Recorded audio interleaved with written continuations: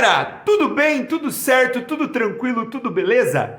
Hoje é segunda-feira, dia 14 de agosto de 2023 e começa agora o Geografia em 5 minutos. Vamos começar, pessoal, nosso Geografia em 5 minutos de hoje falando um pouquinho de notícias internacionais. Foi uma semana bastante conturbada do ponto de vista geopolítico, principalmente aqui na América do Sul e no continente africano. Então a primeira notícia que a gente vai trazer é sobre o assassinato do então candidato à presidência do Equador, Fernando Villavicencio, que foi morto com 5 tiros na saída de um comício. O partido dele, o Construye, já encontrou um substituto, é o candidato Christian Zurita, que vai substituir o Fernando Villavicencio, que foi assassinado na última semana. Mas a grande questão que a gente precisa destacar aqui é o aumento da violência no Equador nos últimos anos. O Equador, que já foi considerado o país mais seguro da América do Sul, viu a sua taxa de mortes a cada 100 mil habitantes, assassinatos, a cada 100 mil habitantes, quintuplicar nos últimos anos. Isso ocorreu devido a um estreitamento das relações de facções criminosas do Equador com cartéis de drogas da Colômbia e do México, principalmente o cartel de Sinaloa, lá do El Chapo, especialista em cocaína, certo? Então, nos últimos anos, piorou muito a situação de violência no Equador, certo?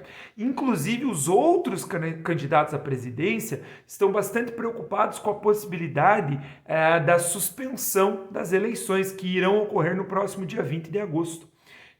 A atual presidência do Equador decretou estado de sítio no país na tentativa de garantir a realização das eleições. Tá? Mas é uma situação bem delicada, bastante complicada, o então candidato Fernando Villavicencio era um crítico da conduta do governo equatoriano com relação a esses cartéis de drogas. Inclusive, existem várias suspeitas envolvendo o governo equatoriano e os cartéis de drogas da Colômbia e do México. A segunda notícia que a gente vai trazer é lá do continente africano, com relação ao golpe militar que ocorreu no Níger, no último dia 26 de julho, que derrubou o presidente eleito Mohamed Bazoum. Então, uma junta militar derrubou o presidente eleito Mohamed Bazoum.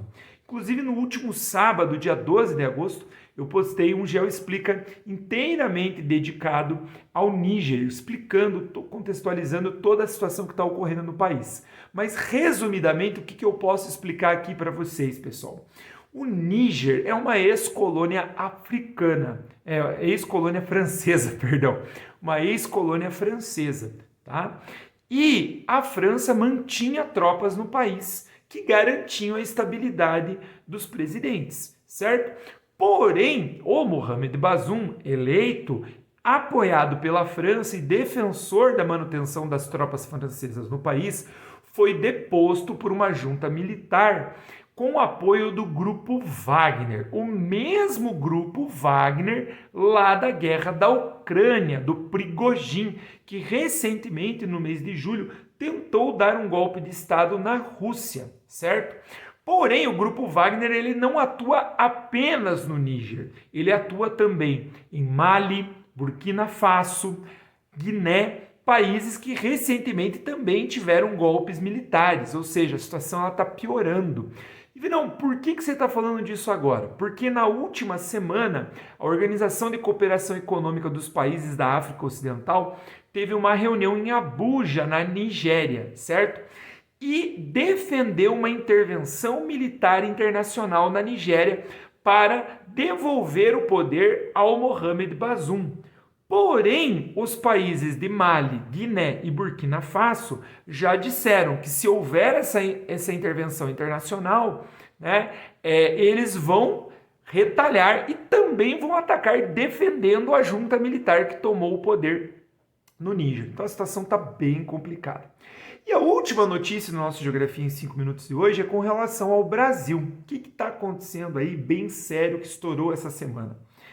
O escândalo das joias ainda está dando notícia, Por quê? Lá no início do ano, quando estourou a crise envolvendo, né, as joias que haviam sido trazidas ilegalmente da Arábia Saudita pelo então ajudante de ordens do Bolsonaro, Mauro Cid, que está sendo investigado pela Polícia Federal, o que eles descobriram agora? O Mauro Cid, ele foi responsabilizado pelo Bolsonaro. O Bolsonaro ordenou que ele fosse para os Estados Unidos recomprar parte dessas joias, inclusive um Rolex aí avaliado em 380 mil dólares, certo? Rolex que é o meu sonho de consumo, aí quem me conhece sabe. E por que o Bolsonaro fez isso? Ele havia vendido essas joias, esse relógio inclusive, e ficou com medo que a Polícia Federal pedisse a devolução dos objetos. Inclusive, suspeita-se que ele teria pago um valor maior do que o valor pelo qual o Rolex foi vendido, certo? E também foi decretada essa semana a quebra do sigilo financeiro da ex-primeira-dama Michele Bolsonaro. Ou seja, o cerco está se fechando em torno do Bolsonaro, pessoas próximas a ele, e esse assunto ainda vai dar bastante o que falar nas próximas semanas. Esse foi o Geografia em 5 minutos de hoje, pessoal. Até uma próxima oportunidade e uma excelente semana de estudos.